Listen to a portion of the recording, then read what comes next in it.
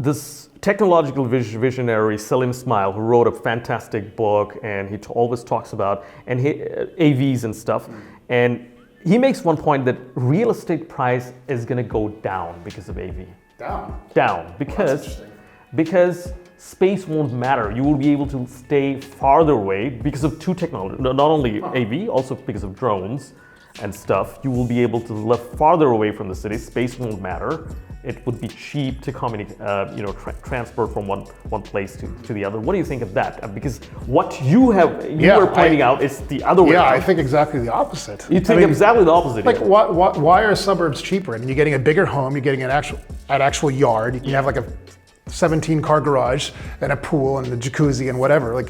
But it's cheaper than living in a city where you get like a box and no garage. Yeah. Why? Well, because people are willing to.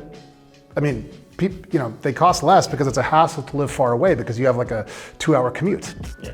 My point is that the beautiful thing about AVs is that they will literally delete the concept of a commute. So the fact that you're 2 hours away, it's not going to matter anymore, because eventually the end game for autonomous cars is they will only be a car by name, by virtue of the fact they have 4 wheels and a cabin. But let's face it, what will they really be? They will just be an extension to your home, a mobile extension, or to put a funny way of it, it's basically a mobile home.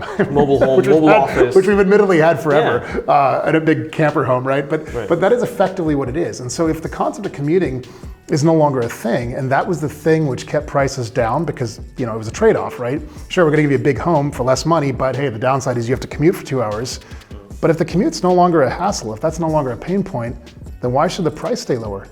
You're getting a quiet place, a bigger place, a nicer place, and by the way, you can sleep or work or do whatever you like in your little autonomous pod thing, which by the way, will likely not park in your garage, obviously, but it'll basically dock in a receptacle and effectively be another room to your house. A small room, but a room. So I don't know. That's an interesting take. I had not heard that actually. So his point is, we have plenty of space that we could use far away from the city. People are concentrated around the city because of the commute. When the commute is not an issue, they don't even mind going further. That's his point.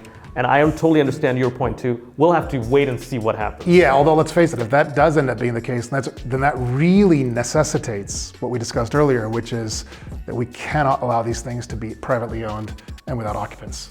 Right. Because it's just going to make traffic catastrophically bad.